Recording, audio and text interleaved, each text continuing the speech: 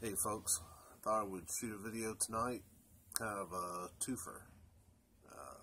Two purposes. First purpose is to show the record that I bought with the money that I won from the subscription contest that Andy's Vinyl did. Great channel, and can't believe I won it. I really was shocked to see they drew my name out of the hat. I'm going to show you that record and tell you the story about my acquiring it and a little bit about that record. But it occurred to me also that because I was kind of watching videos the other day, and DJ Legion has started a contest where we talk about an album that he needs to hear. The album that I bought with the money is probably my favorite album of all time. And if I were going to play an album for someone, and I could just pick one album and say, hey, this is an album you need to hear, it'd probably be this one. So there you have it. There's where the twofer comes in. So let's get started. As most of you all know, about 2 weeks ago, Andy's Vinyl Den had their drawing. I still can't believe that my goofy beginner's luck, because most of you also know that a week and a half later I won Cloudy Milder's contest, and that's going to be another video coming real soon. Anyway, so as I'm thinking about what album I'm going to get, I kind of had a short list in mind.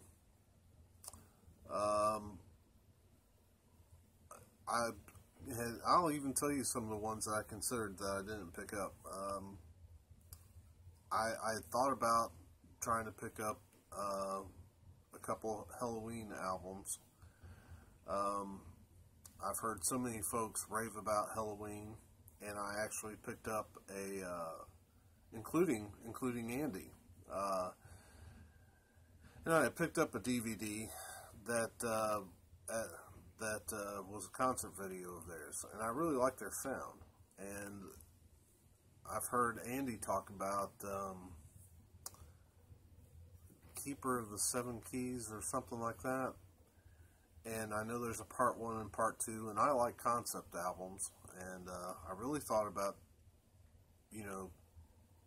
picking them up, and I would pay, use that money, and then I'd pay the difference.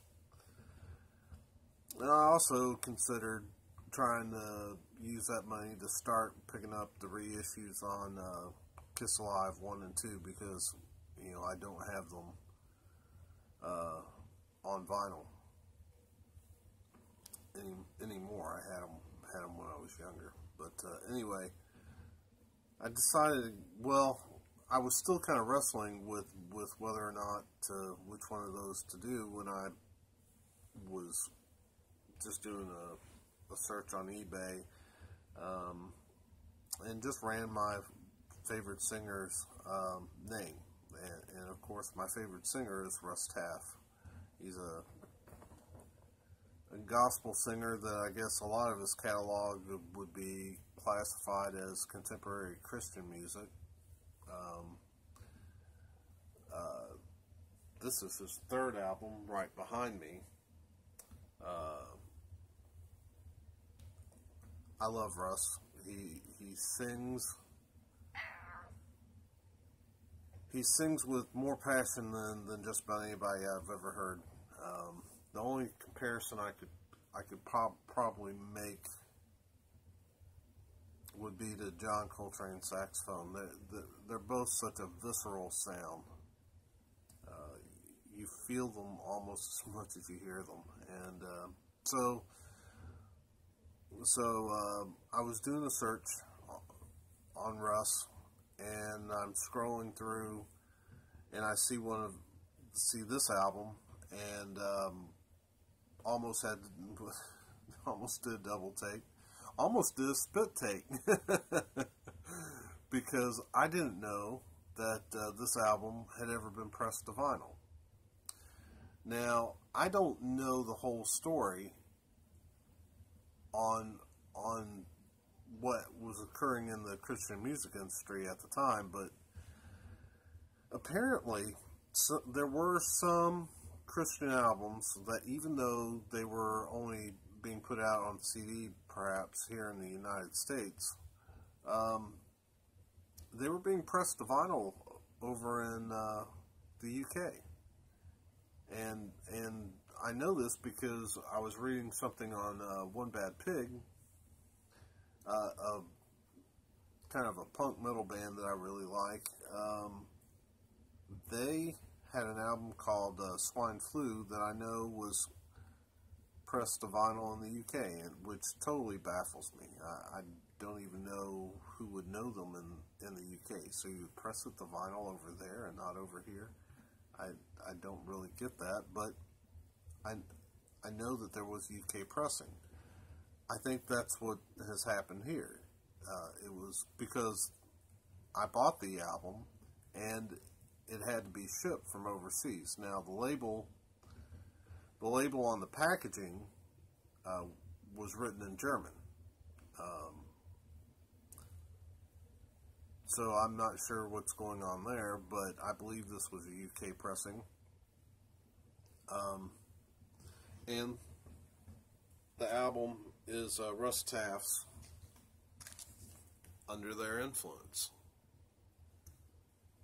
So up until 2 weeks ago, I didn't even know that a vinyl pressing of this album existed. And now I'm holding it in my hands. How cool is that? I love this album for so many reasons. One is Russ's voice.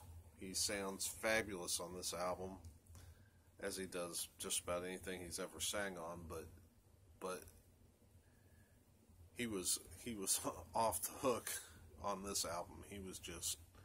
He wailed on this album. The band was incredible. I believe James Holohan did the guitars on this album, and he rocked it when it needed to be rocked. Holohan's a fantastic player. I believe Jackie Street played bass. Not sure who the drummer was. The liner notes are a little limited on this album. Kim Keys, I believe, did some of the backup vocals. I know on the last song, Ain't No Grave, I believe I know Ashley Cleveland sang backup because I recognize her voice off of the track. There's not too many women that could keep up with Ashley singing a song like Ain't No Grave on a Russ Taff album. Yeah, so the band was in fine form. The songs that they picked, Taff and Holohan just did a brilliant job of making sure that they all fit seamlessly. All of these songs, even though they range from African American spirituals to country to there's one that's more a cappella. No matter the kind of genre that the song is coming out of, they did a great job of making each song feel like it belonged together. The album flows incredibly well. Going back to the contest that I won this from, Andy, this would have been one of the most perfect albums I've ever heard in my lifetime. Absolutely perfect. Every note. Just sensational. So, I wanted to kind of go give a quick track by track on the album. I have notes because, well, It's a video for Andy's Vinyl Den. So we can use notes, right? Alright, so the album kicks off with God Don't Never Change, Blind Willie Johnson tune, old blues tune. Brilliant way to kick off the album. Russ sang so well on it, and they just handled the put it in its proper musical setting. Search Me Lord, the song that I could best guess it was written by Thomas Dorsey. I did a web search on all of these, and some of the songs are so old that it's kind of hard to get a clear writer on some of them, and but it appears the song was written by Thomas Dorsey. It's a spiritual. They on this album they kind of give it. The band really found a groove. It really they just found a groove for the band, and Russ just sang the most passionate lyrics over top of that groove. Then on God's Unchanging Hand, the third song, that song is much slower. The band took it much slower, and Russ delivered perfect vocal. Life's Railway to Heaven saw them go more in the area of country. That song was written by Eliza Snow and Emmy Abbey.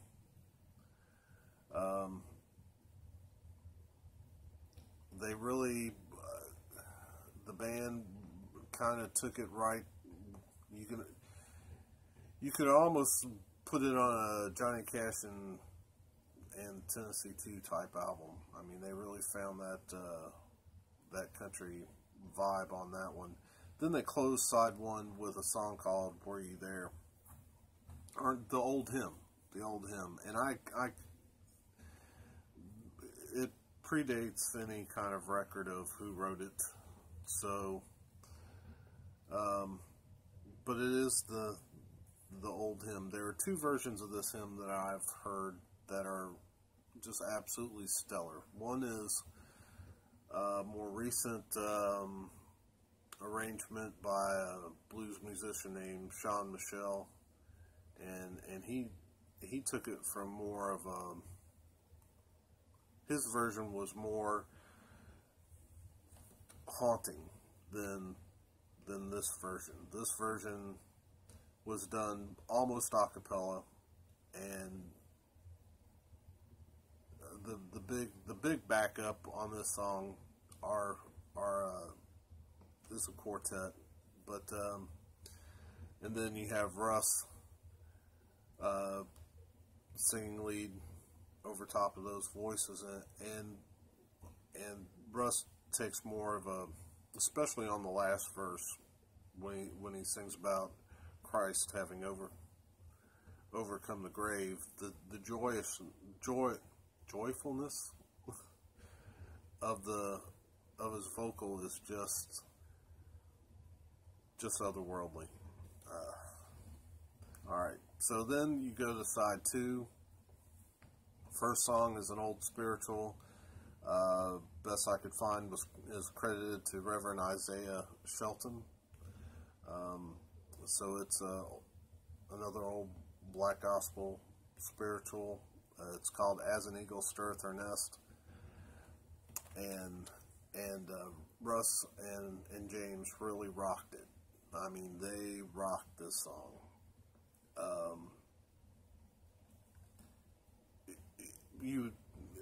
Russ being the son of a Pentecostal preacher, you would think that you were in a Pentecostal church listening to this song.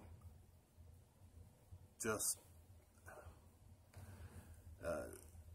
one that's almost hard for you to keep stay in your seat for it. And then the second song on the second side is Just Believe, the only Russ Taff original on the album.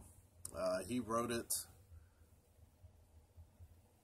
He wrote it to be, I guess, to reflect the black gospel music that he had listened to growing up, and yeah, it fits. It doesn't, even though that song is by far the most modern song, it fits. Everybody should have really ought to have been there. This is the third song on the second side, and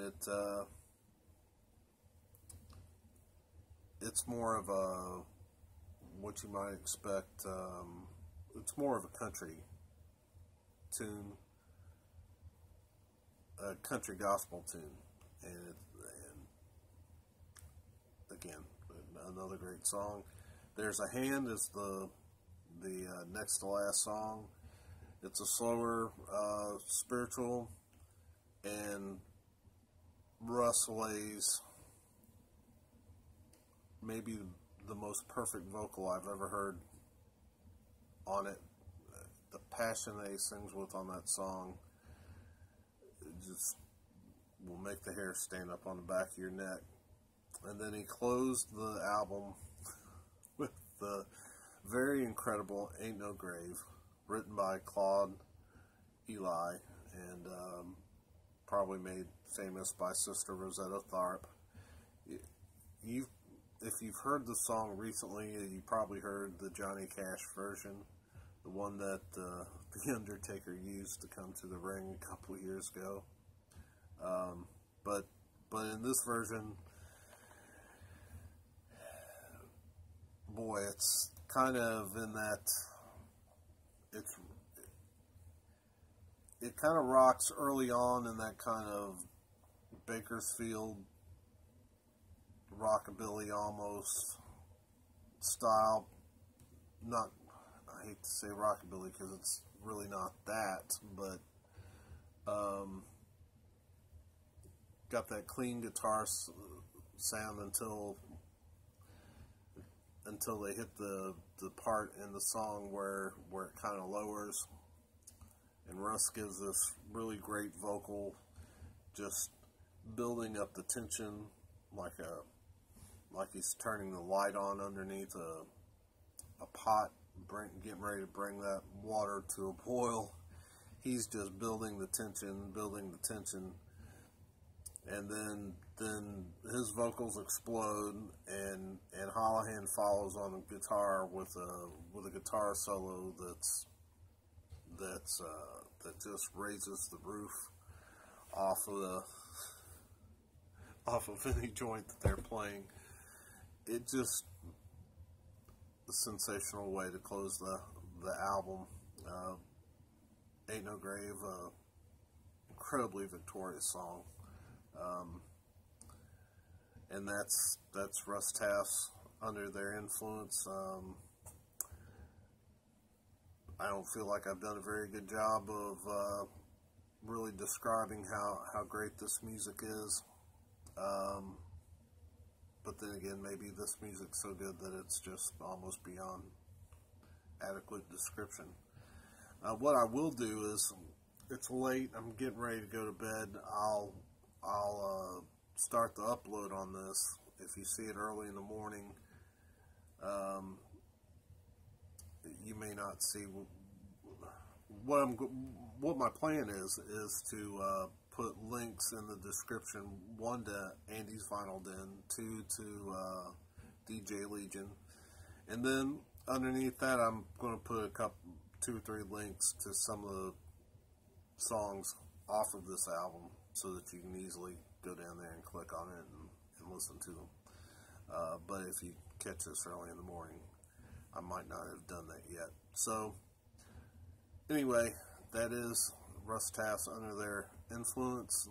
That is the prize that I picked up for after having won Andy's